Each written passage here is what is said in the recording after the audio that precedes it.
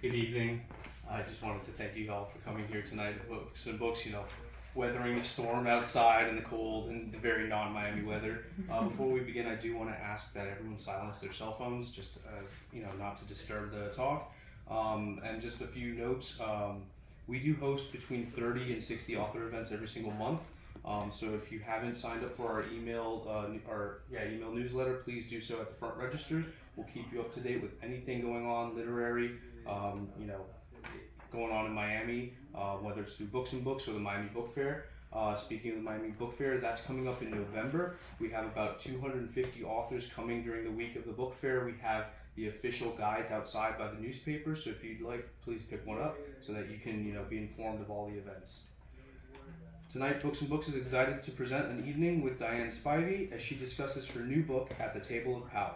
At the Table of Power is both a cookbook and a culinary history that intertwines social issues, personal stories, and political commentary. Diane M. Spivey is a culinary historian who has devoted more than 40 years to the study and recording of African American food traditions and cooking. She is the author of the much heralded The Peppers, Cracklings, and Knots of Wool Cookbook, The Global Migration of African Cuisine, and has written articles for the Encyclopedia of African American Culture and History, The Black Scholar, blackpast.org, South Florida Gourmet, The Black Book Review, Newsday, and Scribner's Encyclopedia of World Food and Culture. Born and reared in Chicago, she and her family now reside in Palmetto Bay, Florida. Please welcome Diane Spivey. Oh, well, good evening. Good evening, everyone. Thank you so much for taking time to come out tonight for this. I'm going to start off by telling you that for some of you, portions of my presentation tonight might be disturbing or make you uncomfortable. Because At the Table of Power is not a trip down memory lane, nor a memoir. There are aspects of America's culinary history, if presented honestly and correctly, that are not meant to, comfort or appease you, particularly since the politics of these earlier eras affect and offer insight into the politics of today. At the Table of Power serves as a definitive corrective to the historical sanctioning of the denial of African American contributions to cooking and cuisine. It also answers the questions how and why the American culinary narrative has trivialized and denied the African American contribution, and what the implications are for correcting the current narrative in the future. Let me share with you just a little bit of what is in the book. Long ago, when the United States still considered cooking suitable only for society's bottom rung, the foundation of America's national cuisine was formulated in the pots and cauldrons of America's Southern black cooks. However, the prevailing culinary historical accounts, or culinary master narratives, have not only erased the true contributions of African Americans to American cuisine, but also represent and reinforce culinary apartheid. That is, the theft of their creativity and contributions in American food and cooking by assigning black culinary achievements to others and continuing to deliberately pigeonhole African American cuisine in the category of soul food, used as a type of cultural and culinary shackle. From the beginning, all Africans in America were presumed to be slaves, whether they were or not, and as such, anything created, produced, or conceived by Africans and their descendants, including their culinary contributions, was considered to be the property of whites. Slavery jurisprudence, that is, laws and legislation passed during the era of slavery, legitimizes culinary apartheid, supports and maintains white supremacy with regard to the history of cooking in America, and upholds now, as it did during slavery, the interrelationship between the American judicial system and institutionalized racism. Louisiana's culinary foundation is a focal point in Chapter 1. From the beginning, the struggle against culinary apartheid, with its settlement as a penal colony for the rejects and worst dregs of French society. It was Native Americans and African agricultural expertise that taught early French colonists and other Europeans, and this includes Acadians or Cajuns, techniques of crop cultivation, the uses of herbal medicines, and culinary preparations and preservation of food. The average person in the 14th through part of 19th century France was eating grass and bark, acorns, loose animals, horses, and rats, not sauces and pate. Those tiny little portions that you see served on plates in French restaurants, that began due to France not having food. France redefined and sold their poverty of culinary resources as a virtue, a commendable quality or trait. And everybody has bought into this BS.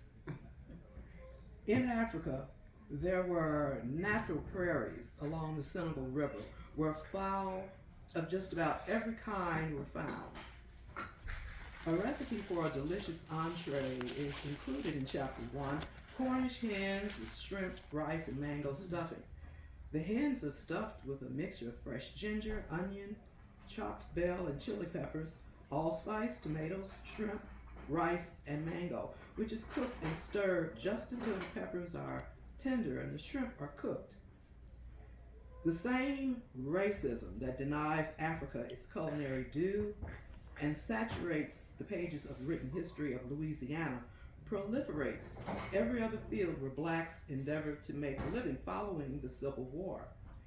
One of those fields was sports, baseball and horse racing.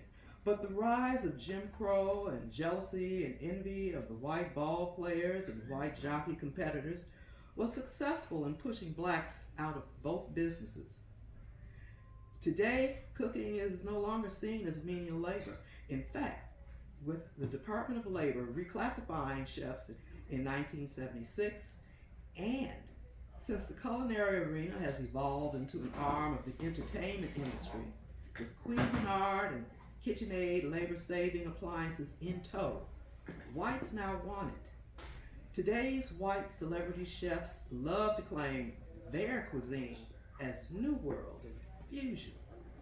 There's even one chef here in Miami and Key West who not only claims to be known internationally as the founding father of New World cuisine, he claims to be known for introducing the concept of fusion to the culinary world. First, the term New World is an insult to Native Americans, as well as idiotic and senseless, because the only people new to the territories now known as the Americas were Europeans. And second, America's first fusion cuisine was African Native American, that is, the incorporation of African indigenous traditional methods and agricultural products with those of all of Native America, mainland America, Mexico, Central America, the Caribbean, and South America, and this contact took place in stages long before and after the European invasion of the Americas. America has had an untold number of African American cooks and chefs, male and female, who were the creative geniuses at the helm of nationally and world-renowned kitchens. Unfortunately, most of the names of African American culinary greats have been lost or purposefully deleted from the records. However, since slave owner George Washington was the first president of the United States and handed down a small record of his African culinary staff, in Chapter 2, Sustenance for Sustaining American Liberty, I thought that it would be fitting to take a look at his kitchen and the contributions of the African chefs and cooks responsible for developing and establishing an eternally influential culinary legacy for fine dining in America. Two of Washington's most valuable assets were in the form of his chief enslaved chef Hercules and his chief house steward and his favorite restaurateur, Samuel Black Sam Francis, a dark-complexioned mulatto from the Caribbean islands, said to be a cook and caterer of talent, if not genius. He bought the building on the southeast corner of Pearl and Broad Streets on January 15, 1762. Before long, Francis Tavern became the social center of the city, where everyone of any consequence in New York dined.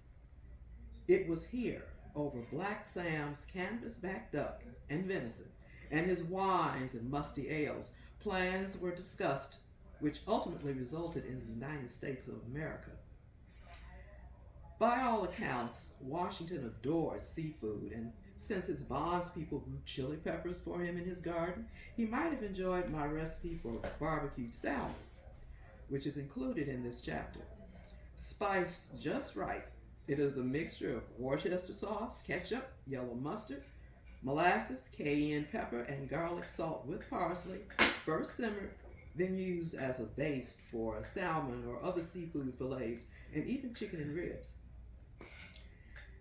It would come as no surprise then that the tasty delicacies prepared for George and Martha Washington by African hands would fix the boundaries and decide the location of this nation's capital. In order to guarantee uninterrupted culinary bliss, the capital of the United States had to be purposefully situated in the South in slaveholding territory, because the president who drew up the plans for the site of the capital, as well as most of the people he knew, were slaveholders. And as such, he was not about to give up or cause others to give up those big fluffy biscuits and luscious cakes and pies. It was African folks cooking that determined the location of the capital of the United States. Clearly, the District of Columbia is the capital of the U.S. thanks to Hercules, James Hemings, Thomas Jefferson's African chef, and a host of other black cooks held in bondage. Thomas Jefferson is one of the focal points in Chapter 3, Sustenance for Maintaining the Legality of Slavery. The slave-owning third president considered his prize chef, James Hemings, as well as cooks Edith Fawcett and Fanny Hearn, prized possessions who were building for him a reputation as a purveyor of fine dining. Jefferson's plantation kitchen was actually a gold mine of culinary talent, and two of those skilled artisans of the Monticello stove, William B. Fawcett and his brother Peter, would migrate to the Midwest and become two of the best-known caterers of Cincinnati, Ohio. Despite the culinary expertise exhibited by Fawcett and Hearn and other black White House chefs, French cooks were brought in to prepare dishes for state dinners and other functions, allowing the French cook to be designated as the official White House chef. However, if the truth be told, most U.S. presidents, such as slave owner James K. Polk, could not stand French cooking. He, as did several other presidents, brought his own personal African chefs to the White House, whose cooking he ate exclusively. Slave labor was vital to Boston's commercial success, which was also tied to surrounding towns in Massachusetts. One such seaport town was Salem, where a free black couple, John and Nancy Reman, occupied the position of the principal restaurateurs and caterers of spectacular events in Salem between 1805 and 1857. Some menus have survived from Reman catering events, which included, for example, cotillion parties and military balls. Supreme Court judges, presidents, and foreign dignitaries were also wined and dined by the Remans. Turtle soup and oysters prepared in various ways were must-have menu items for many of these functions. Now, for one of your special events, try my sweet cranberry lamb, or pork chops simmered with collard greens and onions. The chops are first seasoned and floured, then browned on both sides. Cranberry sauce, broth, molasses, and garlic salt are combined and heated just until the cranberry sauce is melted. Onion rings and shredded collards are then layered over the chops and finally doused with the cranberry mixture. Simmer for 1 to 1.5 hours until fork tender. There was one eastern seaboard colony referred to as the most complicit in the U.S. slave trade. Chapter 4, Triangular Trading and the Colored Cooks of Rhode Island, explores the African presence in Rhode Island and the major role black cooks such as Prince Updike, Cuffy Cockroach, Charity Duchess Quamino, Scipio Brenton, Samuel Niles, Isaac Rice, George T. Downing, and many others played at the helm in establishing the culinary infrastructure, thoroughly enveloping that colony's magnificent mansions and homes, plantations, markets, steamboat travel, and hotels with a legacy of unparalleled cuisine. It is important to note that from about 1830 and stretching to about 1910, Newport, Rhode Island emerged as the queen of American summer resorts for the wealthy. The appeal of traveling to the area was facilitated by the luxurious conveyance of visitors from New York, Philadelphia, and the South via steamship. Dining on board one of these floating palaces was its major attraction. One of the specialties of the chef of the Puritan steamship was orange fritters. Now, while I would not try to replicate his fritters, I would like to recommend my recipe for orange breakfast cakes, which is included in this chapter. They're pancakes, deliciously incorporating dark rum, orange marmalade, sour cream, and finely grated fresh ginger into the batter, and top them off with an orange flavored confectioner's sugar glaze or your favorite syrup. Chapter 5, Philadelphia, city of the epicures, looks at African women hawking an enormous assortment of delicacies such as crab and pepper pot soups, ginger and coconut cakes, jelly donuts, candies, herbs, fish, vegetables, and fruit at Congo Square, later renamed Washington Square, and at Head House Square. Food vending and street music were particularly in the hands of and identified with Africans, and their foods lined the downtown landscape. Throughout the 19th century, African caterers and restaurateurs such as Augustin, Dorsey, Stevens, Cromwell, Prosser, Minton, Price, Jones, Page, Trower, Shadd, Dutrill, Bogle, and others made incomparable marks on dining tables in Philadelphia, making Philadelphia, without a doubt, America's dining capital.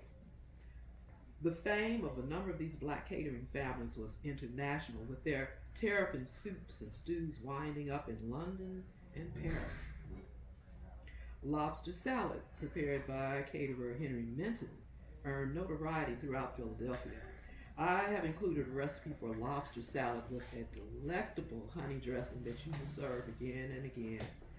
Also, for those special occasions, do not hesitate to try my champagne and drunken cranberry jellies.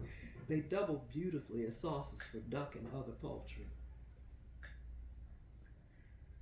Although the monopoly by Africans in the catering profession was in decline by the late 19th century, one of Philadelphia's catering houses lasted longer than any other.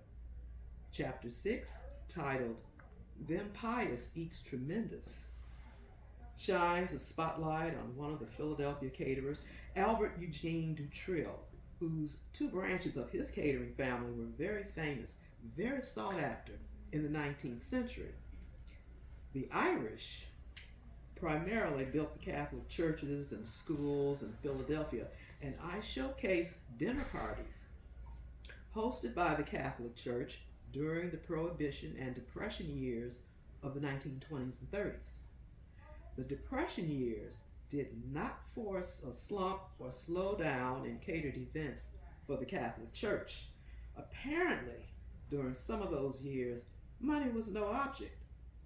The average was about 2 dinner parties each week for those years, And note, we are talking only about Trio catering records.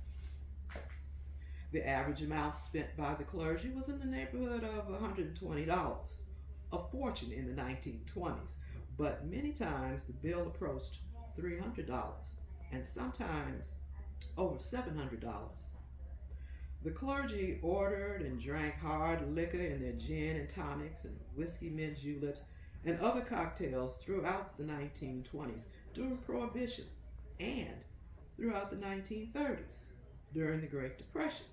Their menus frequently required, among many other delicacies, oysters on the half shell, whole roasted baby lambs with mint sauce, lobster Newburg, and roasted duck. And you can see chapter 6 in the book for a more complete list of their menu items.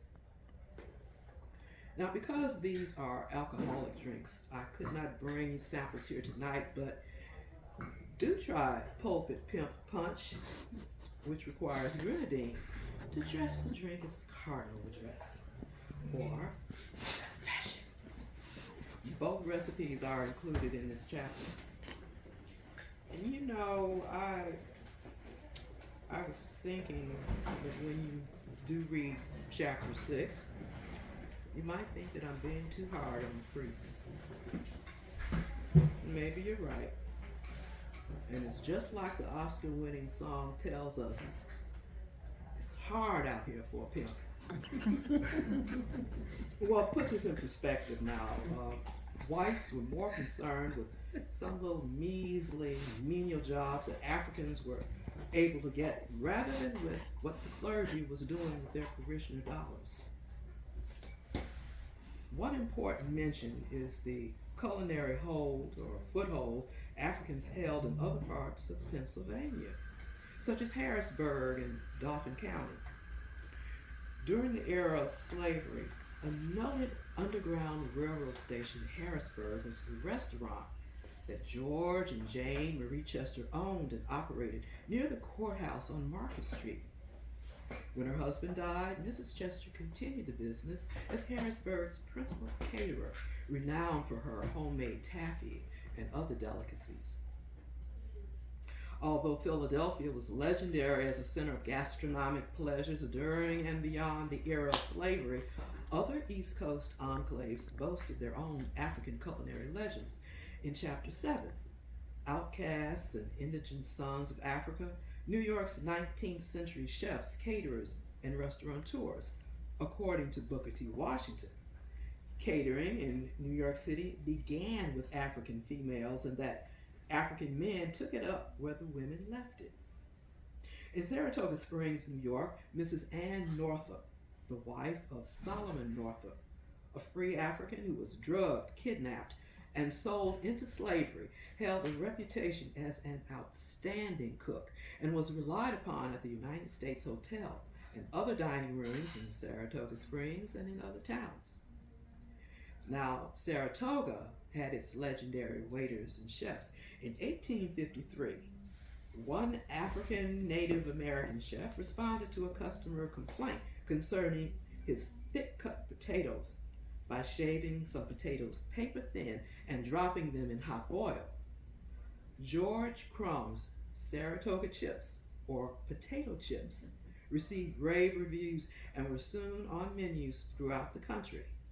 The man who invented the potato chip died on July 22nd, 1914. Stewed potatoes were served with the seafood and game dinners at Crumb's restaurant. Many guests were said to come to Crumb's just for the potatoes. I have included a side dish, potatoes and spinach in buttermilk, which will deliciously accompany any entree you choose for lunch or dinner. Now, no matter what season of the year it happened to be, cooking, catering, and the sale of foods was the acceptable realm of employment for Africans. The sale of oysters and crabs became the livelihood of Africans in Brooklyn and other areas of New York. Over $6 million worth of oysters were sold in New York each year by 1850. Most of the residents of Sandy Ground, also known as Little Africa, a settlement of free African folks living in the area of Staten Island, were in the oyster business and first occupied the area in the 1830s and 1840s. And in the 1830s and 40s, there was a concentration of oyster sellers on Canal Street in New York City.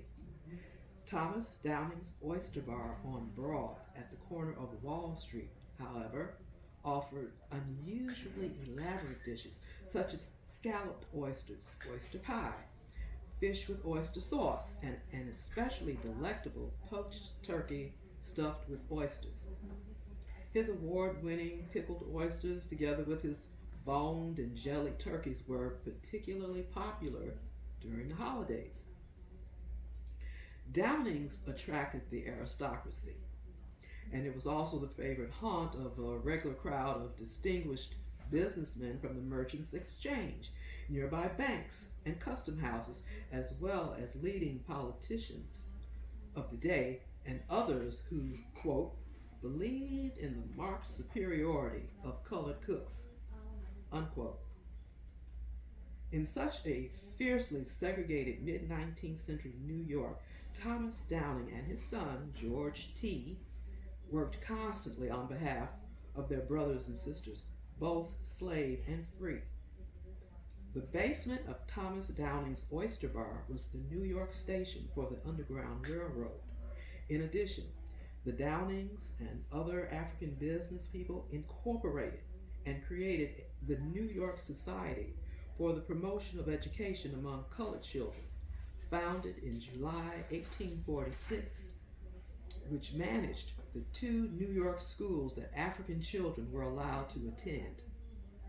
In later years, with economically insecure white workers already inflamed and incited due to racist ranting from politicians and newspapers, not much else was needed to start one of the bloodiest race massacres in U.S. history. The so-called draft riots ensued, resulting from the signing of the Emancipation Proclamation and the 1863 Conscription Act. Since the real reason for the violence was labor competition and whites not wanting to go off to fight for black freedom, terrorism and murder was centered on cooks and waiters and other Africans tied to menial employment at hotels and restaurants. Chapter 8, titled Running the Kitchen and Running for Office, opens the discussion with Africans serving as cooks and fighting soldiers in the Civil War. But if ever there was a statesman who understood the place of Africans in America and worked on behalf of black folks before and after the war to change the idea of what their place should be, there are few to rival Tunis G. Campbell. Campbell, a creative chef and culinary artist, was also a labor organizer who was instrumental in forming a black waiters union. Some years later, in 1861, he became a partner and general agent of the unfermented bread manufacturers Davies and Company. Speaking of breads, do try my sweet potato biscuits, which is offered in this chapter. As I state in the book, they almost melt in your mouth. Your diners might want to eat them instead of the rest of your food. Well, the crescent of the South Atlantic seaboard from Georgetown District, South Carolina, southward to Glenn County, Georgia, was known as the Rice Kingdom of the world during the antebellum period. Expertise in grain and rice cultivation and agriculture in general was brought with Africans from Upper Guinea and Senegambia regions. A number of free blacks were famous for their culinary skills in 19th century South Carolina. One was Abigail Jones, a famed pastry cook and wife of Jehu Jones, Sr., Charleston's most popular hotelier. Mrs. Jones may have run one of the earliest African cooking schools in America.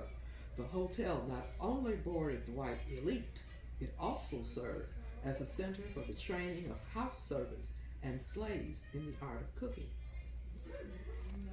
Famed South Carolina cook Sally Seymour had two sons who moved north and resorted to making a living by way of pickling and preserving the way their mother taught them. A man named Heinz heard about their methods of pickling and preserving and bought their recipes and rights, and the J.H. Heinz and Company was soon on its way to packaging the 57 varieties. South Carolina also boasted caterer Thomas R. Tully, whose specialties were cakes and other confectionery items. Tully was trained by Nathaniel Fuller, another popular caterer for whom Tully worked in the 1840s. By 1860, Fuller was considered Charleston's prince of caterers. Just as cookbook author, caterer, and hotel dining room manager Tunis Campbell had become a leading political figure during Reconstruction, other African political leaders of the same era emerged from the occupation of caterer or barber. One was John J. Smith, who owned a barbershop and after the Civil War went into politics, serving 3 terms in the Massachusetts House of Representatives. He was also placed in charge of the Massachusetts State House Restaurant, a position he kept until 1888. Boston was also the home of Massachusetts Prince of Caterers, Joshua Bowen Smith, no relation to John J. Smith. Smith's very successful catering business thrived for more than 25 years. In 1873, Smith was elected to the Massachusetts legislature, representing Cambridge from 1873 to 1874. During Smith's tenure, he served on the Federal Regulations Committee. Chapter 9, Hoteliers, Dining Rooms, and Culinary Diplomacy in the Nation's Capital, focuses on the rich and influential, both nationally and internationally, who were drawn to the capital's stylishness and elegance provided in every venue by African servants. Other Africans earned their living by producing and selling oysters, crabs, poultry, vegetables, and fruit produce such as strawberries, and they also sold nets, baskets, and firewood. Their merchandise was marketed at one of the district's public markets or was peddled in carts along streets. African-operated eating places were becoming a feature in Washington.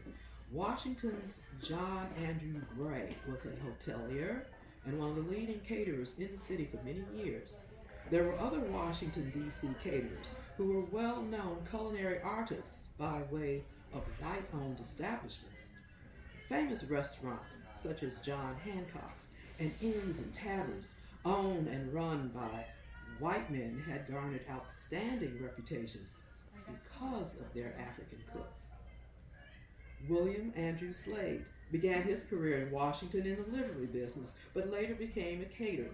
His reputation spread far and wide, becoming a leader in the field. Slade was also made steward of the White House by Abraham Lincoln. While senators enjoyed world-renowned food at the Hole in the Wall, run by black caterer Samuel Proctor, members of the House of Representatives dined daily and nightly at their restaurant, operated by African George T. Downing, who took over its management in 1865.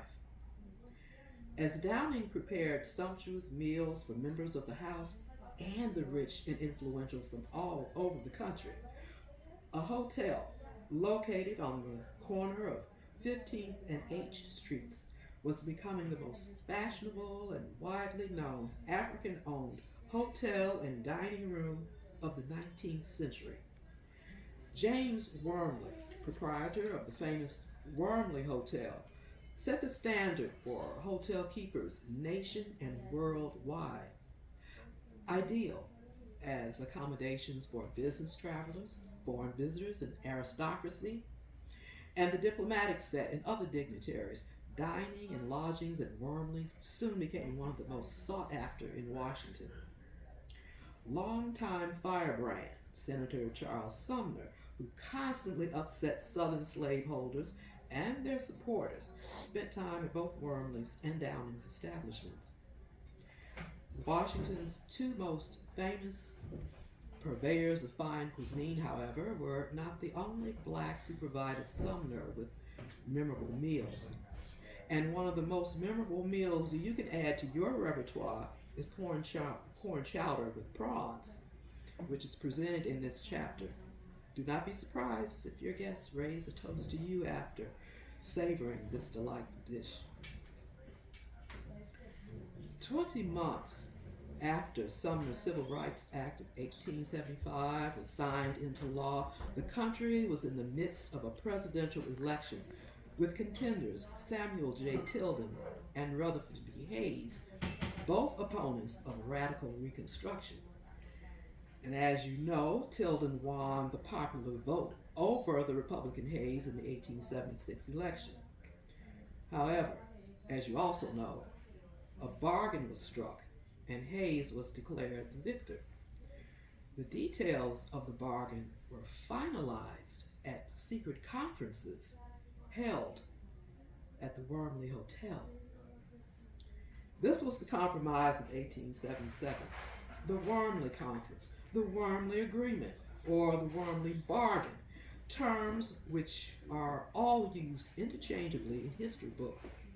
The compromise had, in absolute terms, killed Reconstruction and reinvigorated the precepts of African inferiority and powerlessness, allowing Rutherford B. Hayes to become the principal presidential architect of the consolidation of white supremacy in the South during the post-Reconstruction period.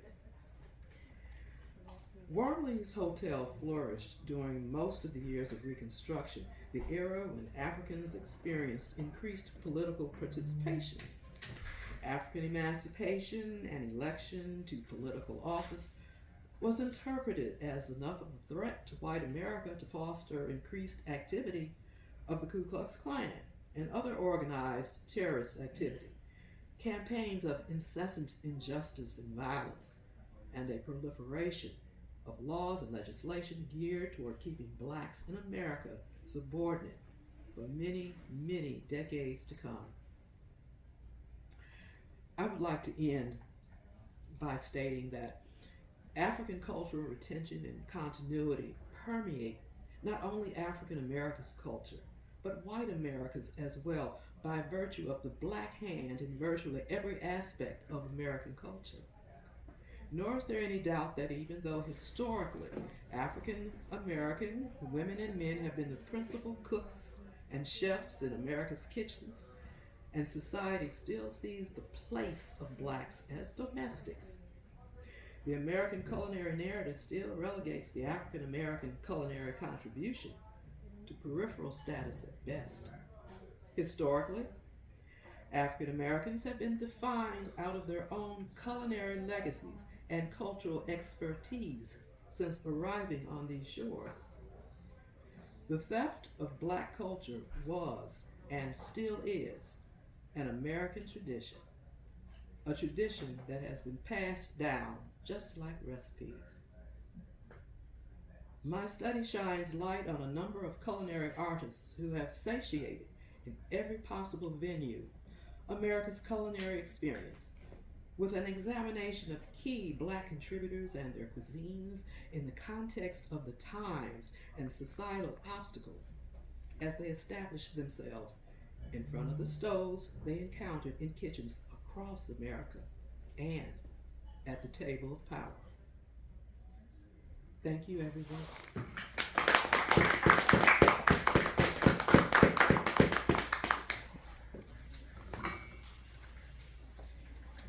Would you like to do a Q&A, take some questions? Oh, of course.